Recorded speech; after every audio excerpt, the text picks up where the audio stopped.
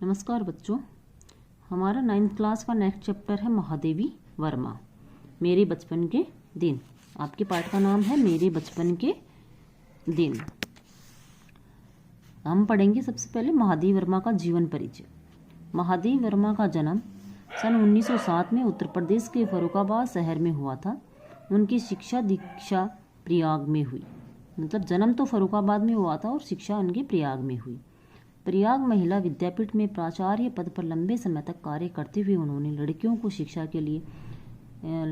शिक्षा के लिए काफ़ी प्रयत्न किए। सन 1987 में उनका देहांत हो गया।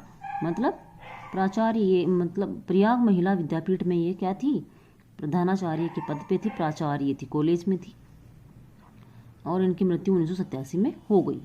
महादेवी जी छायावाद के प्रमुख कवियों में से एक थी। छायावाद के 4 प्रमुख कवि हैं, जयशंकर प्रसाद, सूर्यकांत त्रिपाठी निराला और सुमित्रा नंदन पंत, और चौथी है महादेवी वर्मा। तो उनमें इनका प्रमुख स्थान था। निहार, रश्मि, नीरजा, यामा, दीपशिखा उनके प्रमुख काव्य संग्रह हैं। ये इनके काव्य संग्रह हैं। इनमें और रचनाएं भी संकलित की गई हैं।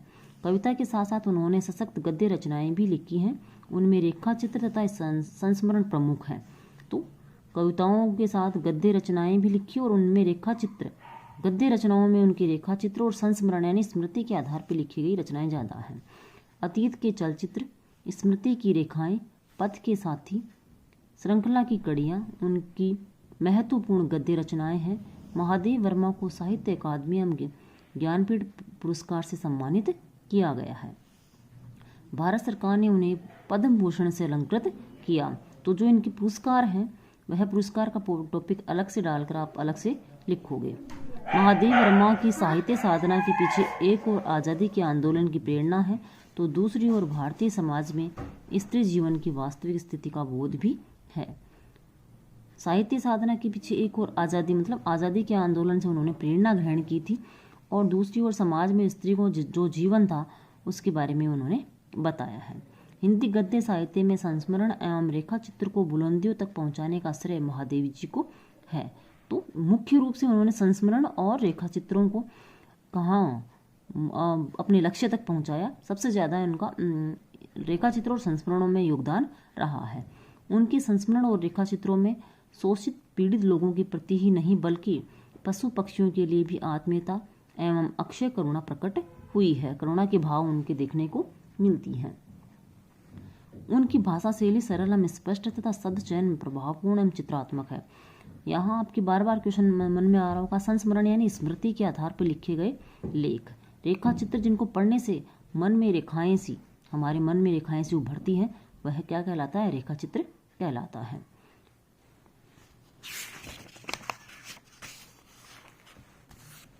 आपका है पाठ परिचय। मेरे बचपन के दिन महादेवी जी ने अपने बचपन के उन दिनों को स्मृति के सहारे लिखा जब वे विद्यालय में पढ़ रही थी। उस अंश में लड़कियों के प्रति सामाजिक रवैये, विद्यालय की सहपाठिनों यानी साथ में पढ़ने वाली, छात्रावास के जीवन और स्वतंत्रता आंदोलन के प्रसंगों को बहुत ही सजीव वर्णन है। मेरे बचपन के दिन। बचपन की स्मृतियों में एक विचित्र सा आकर्षण होता है। कभी कभी लगता है जैसे सपने में सब देखा होगा। परिस्थितियां बहुत बदल जाती हैं। क्या कहना चाह रही है कि बचपन की जो स्मृतियां हैं वह अनोखी होती हैं। कभी ऐसा लगता है कि सपने में देखा है, ऐसी परिस्थितियां सामने होती हैं। अपने परिवार में मैं कई पीढ़ियों के बाद उत्पन्न हुई। कौन कह रही है? महादेवी वर्मा कह रही है कि कई पीढ़ियों के बाद उनके घर में लड़की का जन्म हुआ। मेरे परिवार में प्राय 200 वर्ष तक कोई लड़की थी ही नहीं। सुना है उसके पहले लड़कियों को पैदा होते ही परम धाम भेज देते थे, मतलब लड़कियों को मार दिया जाता था। पुराने समय की बात है ये भी कि लड़कियां पैदा होते ही उनको मार देते थे। फिर मेरे बाबा ने बहुत दुर्गा पूजा की। हमारी कुल देवी दुर्गा थी। तो यहाँ महादेवी वर्मा की कुल देवी कौन है? दुर्गा है। मैं उत्पन्न हुई तो मेरी बड़ी खातिर हुई और मुझे वह सब नहीं सहना पड़ा जो अन्य लड़कियों को सहना पड़ता है। कहने का मतलब है हमारे समाज में जो लड़कियों की स्थिति है, लड़कियों के साथ जो व्यवहार किया जाता है उसके बारे में वो बता रही हैं। वर्तमान समय में तो ये परिस्थितियाँ थोड़ी बदल रही हैं, लेकिन पहले लड़कियों के साथ बहुत भेदभाव किया जाता था। परिवार में बाबा फारसी और उर्दू जानते थे। तो इनके बाबा को कौन कौन सी भाषाएं आती थी? फारसी और उर्दू भाषा। पिता ने अंग्रेजी पढ़ी थी। हिंदी का कोई वातावरण नहीं था, मतलब उनके यहाँ हिंदी का कोई वातावरण ही नहीं था, फिर भी ये हिंदी की अच्छी लेखिका बनी।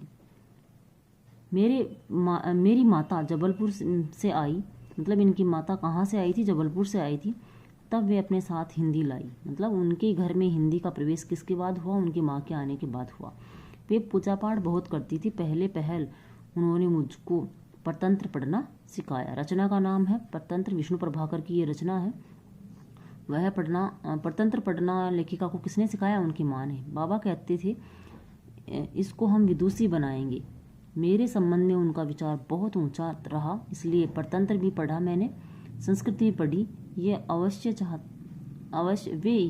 चाहते थे कि मैं उर्दू फारसी सीख लूँ, लेकिन वह मेरे बस की नहीं थी। मैंने जब एक दिन मौलवी साहब को देखा तो बस दूसरे दिन मैं चारपाई के नीचे जा छुपी। तब पंडित जी आए संस्कृत पढ़ाने। माँ थोड़ी संस्कृत जानती थी, गीता में उन्हें विशेष रुचि थी। मतलब कहना क्या चाहते हैं? लेखिका को उर्दू और संस्कृत में उर्दू फारसी में कोई विशेष रुचि नहीं थी और ना ही संस्कृत में कुछ ज़्यादा रुचि थी। जब वो उनको पढ़ाने के लिए घर पे टीचर आया करता था, अध्यापक आया करता था, तो वह कहाँ छुप जाया करती थी? चारपाई के नीचे छुप जाया करती थी। उनकी माँ थी, वो संस्कृत जानती थी और उनको गीता पढ़ना बहुत अच्छा लगता था। गीता रचना का नाम है, रुचि थी। पूजा पाठ के समय मैं भी बैठ जाती थी और संस्कृत सुनती थी। उसके उपरांत उन्होंने मिशन स्कूल में रख दिया मुझको, मतलब मिशन स्कूल में इनको डाल दिया गया। मिशन स्कूल में वातावरण दूसरा था, प्रार्थना दूसरी थी। मेरा मन नहीं लगा, वहाँ जाना बंद कर दिया। जाने में रोने धोने लगी। तब उन्होंने मुझको क्रॉस वेस्ट गर्ल्स कॉलेज में भेजा, जहाँ मैं 5वें दर्जे में भर्ती हुई। 5वें दर्जे में भर्ती हुई, मतलब 5वीं क्लास में उनका एडमिशन हुआ। यहाँ का वातावरण बहुत अच्छा था उस समय मतलब कहने का मतलब जब लेखिका ने वहाँ पढ़ाई की उस समय वहाँ का वातावरण अच्छा था। हिंदू लड़कियाँ भी थी, ईसाई लड़कियाँ भी थी। हम लोगों का एक ही मेस था। मेस यानी खाने का स्थान। उस मेस में प्याज तक नहीं बनता था। मतलब पुराने समय में, ब्राह्मणों में अब भी प्याज वगैरह खाने का वो नहीं है। बहुत से लोग ऐसे हैं जो प्याज लहसुन नहीं खाते। उसी से संबंधित यहाँ लेखिका कह रही है कि उस मेस में प्याज तक नहीं बनता था, मतलब काफ़ी डिसिप्लिन में वहाँ, अनुशासन में वहाँ रखा जाता था। इस प्रकार आपका बाकी का चैप्टर नेक्स्ट वीडियो में। धन्यवाद।